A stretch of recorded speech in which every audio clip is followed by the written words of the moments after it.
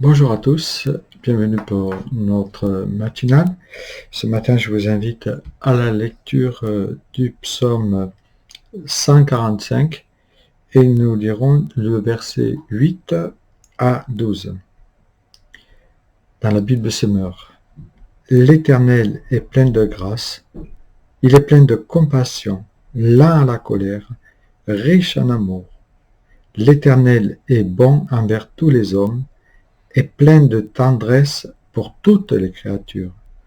Que toutes tes œuvres te louent, Éternel, et que tes fidèles te célèbrent. Ils diront la gloire de ta royauté et proclameront ta force.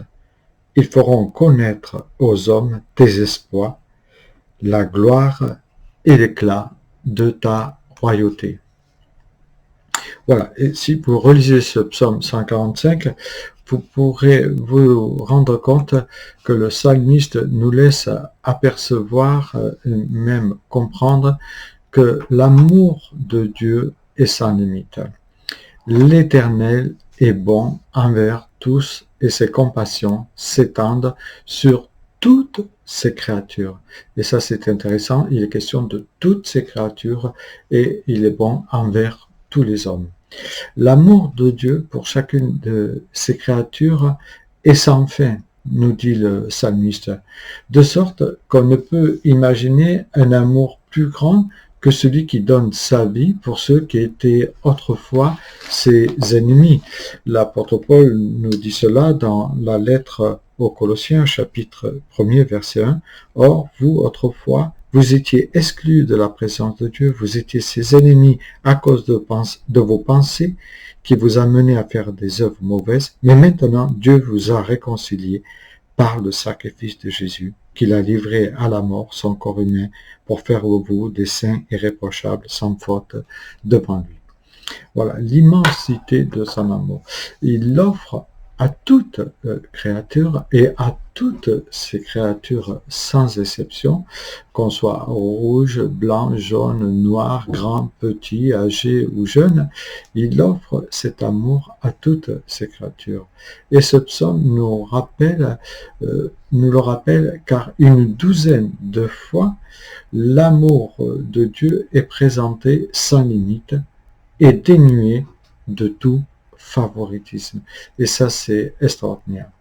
Cet amour, il se manifeste, nous dit la Bible, au travers de sa création. Du haut du ciel, l'homme, quand il regarde l'univers, ne peut que se rendre compte qu'il y a un créateur.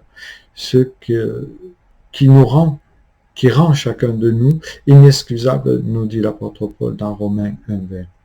Il le manifeste au travers de toutes ces créatures.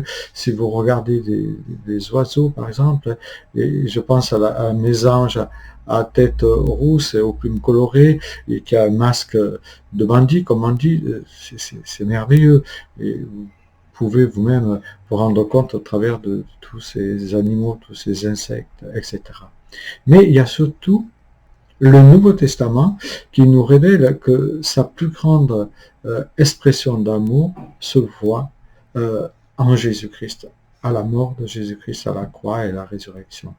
Il nous est dit que Dieu a tellement aimé le monde qu'il a donné ce qu'il avait de plus précieux, son Fils unique, afin, et là de nouveau, nous retrouvons quiconque croit en lui ne périsse pas, mais qu'il ait la vie éternelle dans Jean 3,16.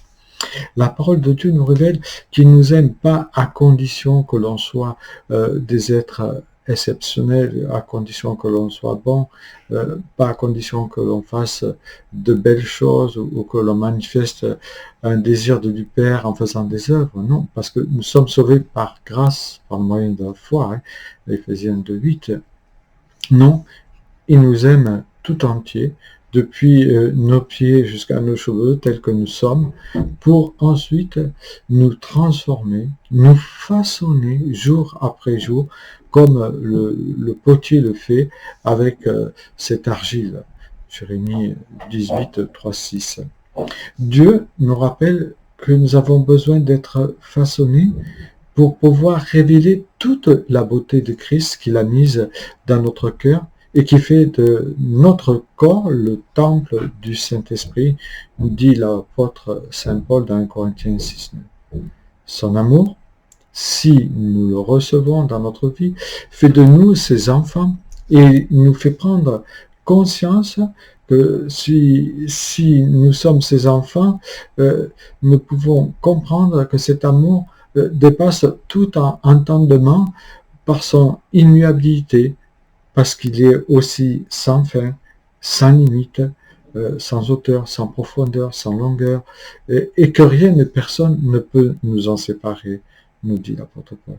En effet, j'ai l'assurance, dit Paul, que ni la mort, ni la vie, ni les anges, ni les dominations, ni le présent, ni l'avenir, ni les puissances, ni la hauteur, ni la profondeur, ni aucune créature ne pourra nous séparer de l'amour de Dieu manifesté en la personne de Jésus-Christ notre Sauveur. Romains 8, 36, 39. Dans le psaume 45, le pronom tous et ses variantes abondent. L'Éternel est bon envers tous, et ses compassions s'étendent sur toutes ses œuvres. Ton règne est un règne de tous les siècles, et ta domination subsiste dans tous les âges. Et il nous dit que l'Éternel soutient tous ceux qui tombent et redresse tous ceux qui sont courbés. L'Éternel garde tous ceux qui l'aiment. Verset 20. S'il est vrai qu'à la conversion nous devenons de nouvelles créatures, comme dit 2 Corinthiens 5, 17, il n'en reste pas moins que nous demeurons des êtres vulnérables face au péché. Nous tendons vers la perfection, mais nous ne sommes pas encore devenus parfaits. C'est au retour du Christ que nous le serons. Alors, si tu as chuté, ne reste pas dans ta culpabilité. Rappelle-toi simplement les paroles d'encouragement du psalmiste dans ce psaume 145. L'Éternel est près de tous ceux qui l'invoquent. Il est près de tous ceux qui l'invoquent avec sincérité et il accomplit les désirs de ceux qui le craignent. Il entend leurs cris et il les sauve. Que le Seigneur te redresse.